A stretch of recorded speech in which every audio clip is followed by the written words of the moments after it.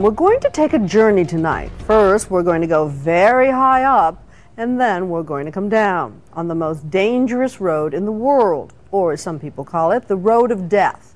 Sadly, that's not an exaggeration. Thousands of people have died on this road, but that doesn't deter thousands of people from all over the world from flocking to it and hopping on bicycles to take on the vertigo-inducing drops and hairpin turns. So, is it worth it? Jeffrey Kaufman certainly hopes so, as he reports for Nightlines Into the Wild. It feels like the top of the world up here. We are high in the Andes Mountains of Bolivia, 3 miles above sea level. The clouds below obscure our destination. Somewhere down there in the rolling mist is a treacherous mountain track they brazenly call the world's most dangerous road. It is that road that brought this group of adventurers to this lung-sapping, bone-chilling locale just after sunrise. In order to do this, we're going to run through some basic techniques. All of these travelers have signed up enthusiastically for what they hope will be the ride of a lifetime. Basically, we want 2 fingers on the brakes, 3 fingers on the handlebars at all time. 24-year-old Jeff Klassen arrived in Bolivia from Nepal, where he climbed to the base of Everest. This is what he's doing for an encore. Just why do you want to do this road that's called the world's most dangerous road? The excitement, the thrill. We went, when I first knew that I was coming to South America, the first things we had to check off were Galapagos Islands, Machu Picchu, and we knew we were coming to Bolivia, so it had to be Death Road. That is a literal translation of the Spanish, El Camino de la Muerte, a seriously menacing name for what we would soon discover is a seriously scary road. It is little more than a narrow ledge carved into the mountainside, a 2-way road often no wider than a single car, a rocky ribbon of blind corners and hairpin turns.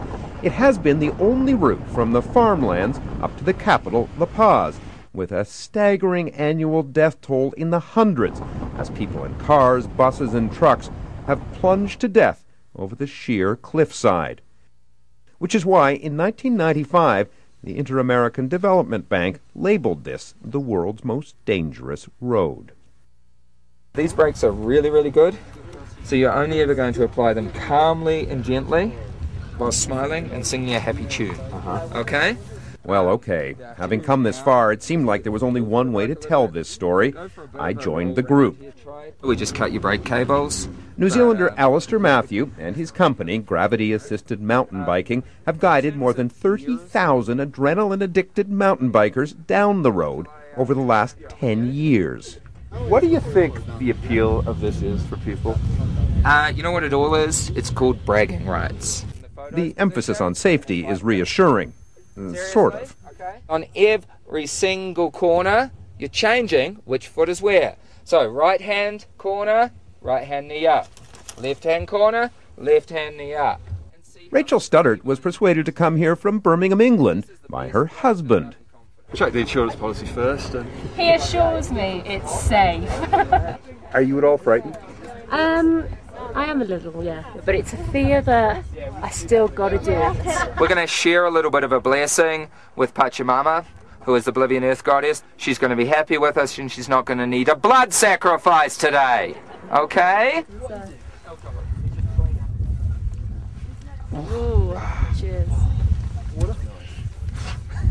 I'm ready.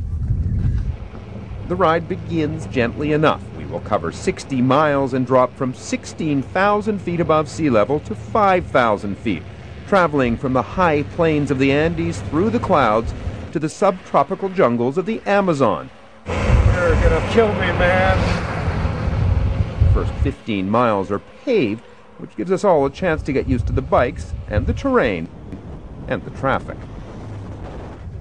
It is not the kind of day they show you in the travel brochures. Thankfully, there are regular stops, giving the laggards a chance to catch up, and Alistair a chance to brief us on the adventures ahead. The bad news is we're at 11,400 feet above sea level here, which means there's very little oxygen. You are going to find it tough on this section. It's about 3.5 miles of pedaling mostly uphill.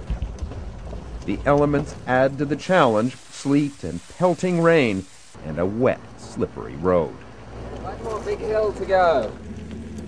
Human legs were not designed to pedal bikes at this altitude. I'd love to stop and chat, but... For Rachel, or Rachel's legs, it was too much.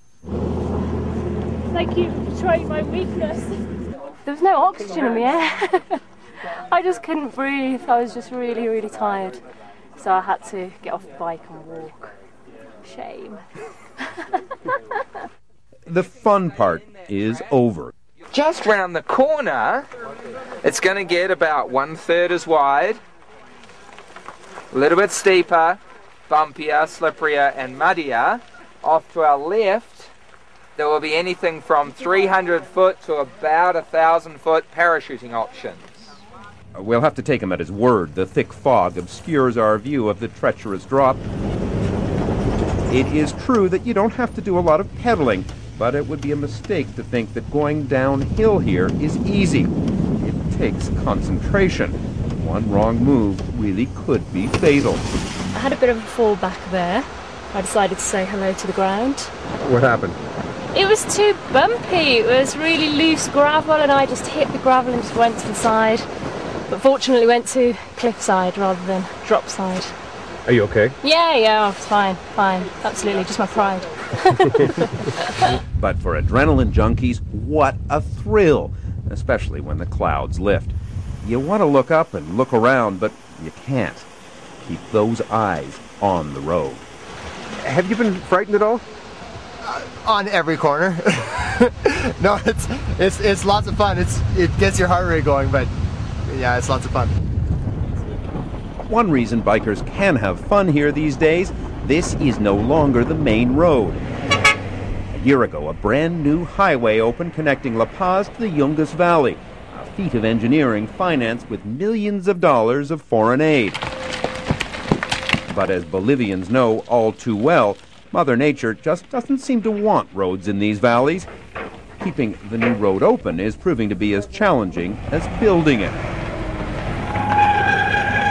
With the new road open, the fabled old road is now the preserve of local farmers and a thrill for thousands of bikers. And just in case you're feeling cocky and overconfident, there are those crosses lining the roadway in memory of the thousands who have died here cascading over the cliff sides. And the road is still a killer. Since mountain biking began here 10 years ago, 11 bikers have died, 2 in the last year. So the first person who ever died biking the road with a company pretty much just rode straight off the edge here. They'd been complaining pretty much all day that their brakes weren't working well, and she pretty much just rode straight off a 800-foot cliff. Alistair is quick to add that his company, the largest and not the cheapest, has never lost a cyclist. Well, we're well past halfway. The clouds have lifted. It's now turning into a spectacular day, and it's certainly a lot more fun. You see around here, you can see why people are drawn to this place.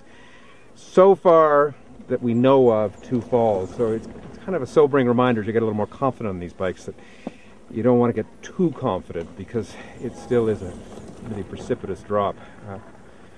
But I kind of get it now. It is a lot easier when the road is dry and the sun is shining. We're almost at the end. Okay, we've got about 20-25 minutes from here. Like the best of the theme park rides, the road saves a few thrills for the finale. A few splashes, some gentle coasting, and we arrive safely at the end. Even Jeff, the guy who climbed to Everest Base Camp, pronounces himself impressed. This could be the highlight. Really? Really.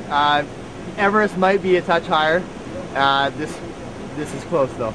I felt safe the whole time, but you're that close with one error to slipping off the edge and you're done. It's a big rush. So, you're smiling. It's hysteria. It's hysteria. Is there a sense of relief? A huge sense of relief. I am so glad it's over. 3, 2, 1, whiskey! Now, how many people can go home and say they biked down the world's most dangerous road and lived to tell the tale? Talk about bragging rights. I'm I'm Jeffrey Kaufman for Nightline, at the end of the road near Coroico, Bolivia.